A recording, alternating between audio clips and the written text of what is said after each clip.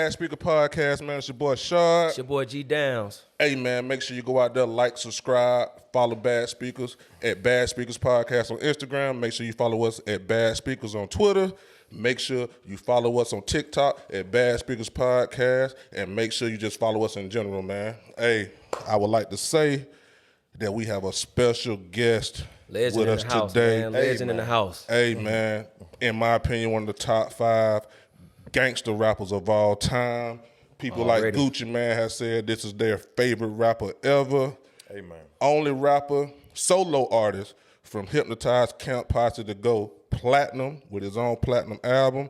Hey, man, ain't no more I could be said from North Memphis, man. Project Pat, man. Hey, man.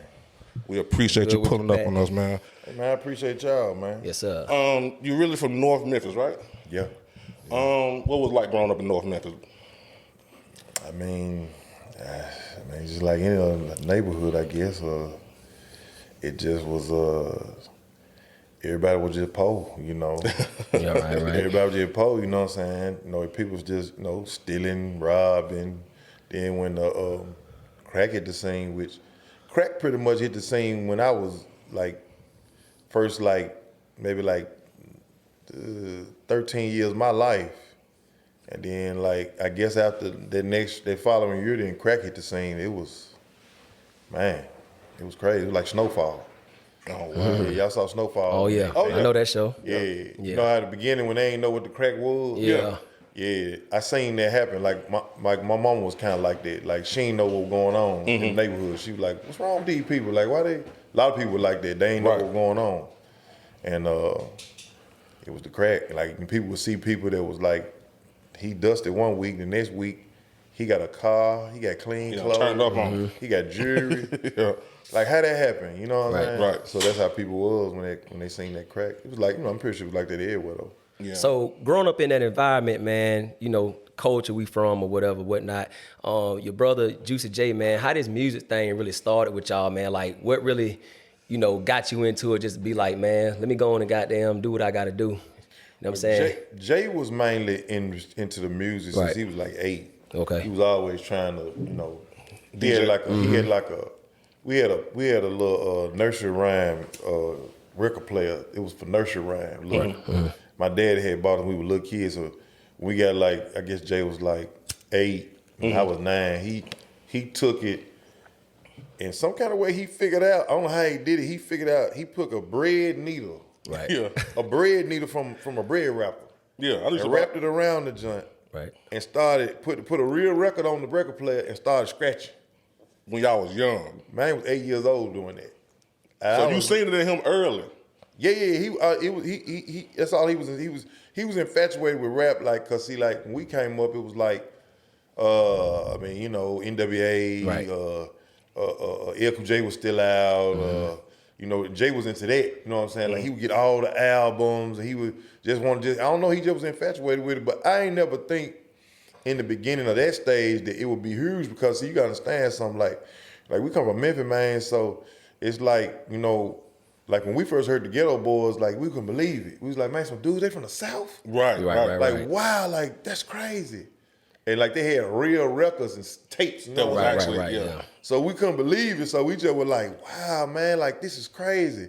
But, you know, and shout out to Lil J, that's who inspired us, you know what I'm saying? Talking about Jay Prince, right? People in Memphis, period, to go, we might have a chance, you know what I'm saying? Yeah. Now, at that time, still, myself, I still wasn't on it. Jay was on it. So then when Jay started doing mixtapes, we had a lot of stereo stores in Memphis, like car stereo stores. Back then and stuff, yeah. So they sold mixtapes, and so Jay would be one of the DJs. He's one of the DJs that made the mixtapes, and he got hot in the city. So when he was doing it, I seen one day he had dropped off some tapes to different stereo stores. He told me to come go with him because it was bad, you know what I'm saying? People robbing folks, robbing drug dealers, anybody thought had some money. So I would be riding around with the pistols with him. And so as I'm riding around with the pistol with him, we riding around maybe 2-3 hours. I ain't gonna say it that long, maybe 2 hours. And that man had counted up $24,000 cash. And he still had to make some more drop-offs.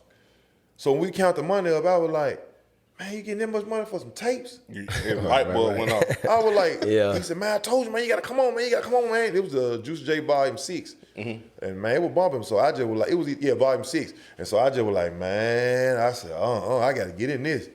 It's like selling dope. Now early on, like we from Atlanta. Early on, man, I know the volumes was big in Memphis. How many of those did Juicy J them actually do before it started to really catch on and y'all get a deal and all of that?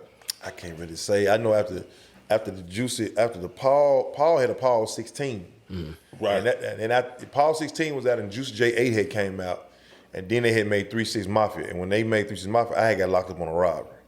Oh. So when I got locked up on the robbery, well, I had been out on bond, but I had got locked up. So when I got locked up, they made 666. Then I got out on bond, and then that's when I came out with my little solo mixtape or whatever. Before Get It Green. Yeah, it's Forget It Green. Okay. And then I had to go back in. So I stayed out for like, I don't know, man, about a year and a half, and then I had to go in. And then when I went in, that's when they had got the deal with Selecto Hits. And they came out with the, what is that, Misty Styles. And then they came out with the End, and then they came out with, it was people call it 3 6 Mafia World Domination on Relativity, but it was really the End Part 2. Okay. World Domination. I caught on at the end. Yeah, it was called the End World Domination, but they just called it World Domination. I think it might On the label. Oh, okay. Oh, no, yeah. And then when they was Relativity, and they got the deal Relativity, I mean, it was over with. When they had got the deal Relativity, I had just got back out on the robbery. I did like 29 months, right at 2 years and a half, right at 3. And I had got out, and when I got out, man, you know, it was on. Right. So you already had it in your mind when you was locked up, I'm finna do the rap shit. Yeah, I'm finna do rap. Oh yeah, there's nothing to talk about. Cause you was telling me what was going on, the money and all that. I said, yeah, I gotta do the So money. y'all was talking daily, like during the time? Oh yeah. I called the house, I called him. Yeah, we was always talking.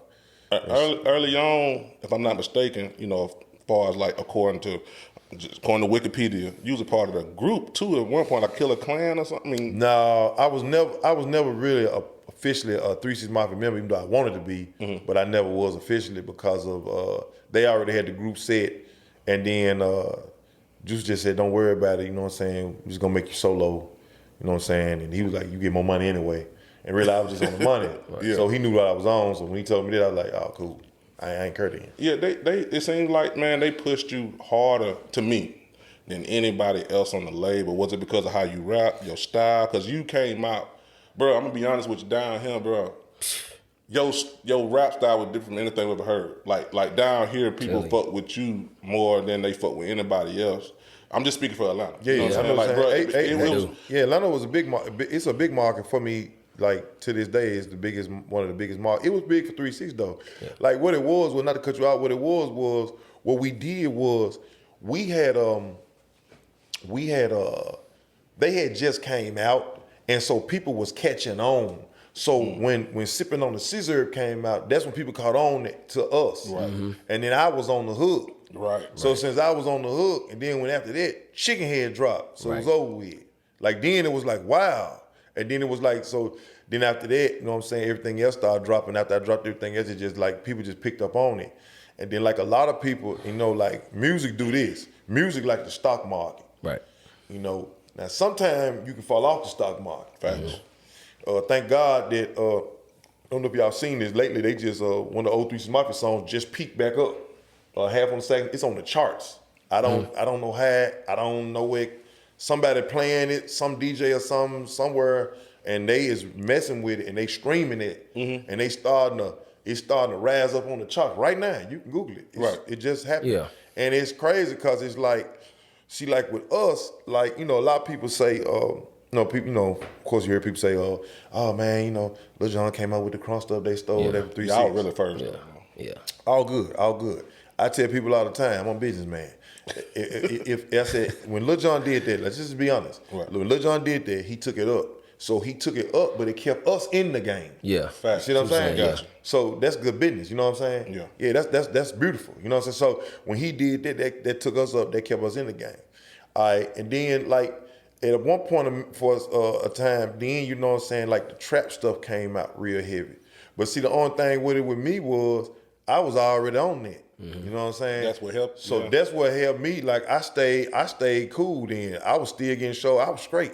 I messed with Gucci Mane and them, you know what I'm saying? OJ Juice Mane, and you know what I'm saying? It was good my guys, and then it was cool. But it's like, you know, like the 3-6 sound had spiked down then.